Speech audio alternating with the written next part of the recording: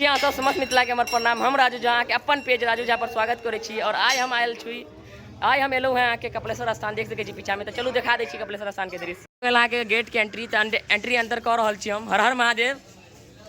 तो भीड़ आए बहुत है यहाँ के, तो देख सके छी आदमी सब खचाखच भ रहा है यहाँ के। अंदरों जाके देखियो गेटो जाम है यहाँ के, देख सके छी। हर हर महादेव शिव शंभु।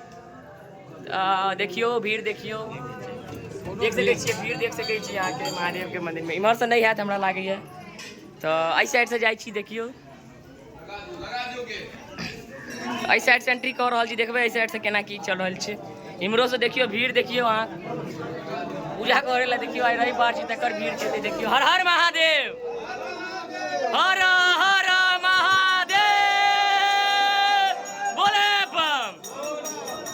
भीड़ देख सके छी अहाँ के भरल छै पूरा। हर हर महादेव।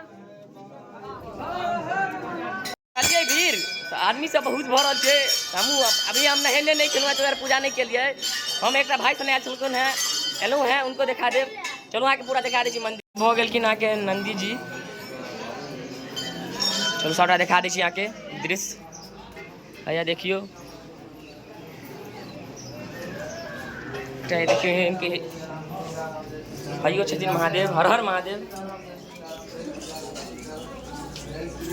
देखियो भीड़ बहुत है, हद से ज्यादा भीड़ है। लगता है रही बार कुआं है में से पानी निकले, देख सके छी। ठीक है, विदा ले छी। मिलब अगला ब्लॉग में। जय मिथिला जय मैथिली।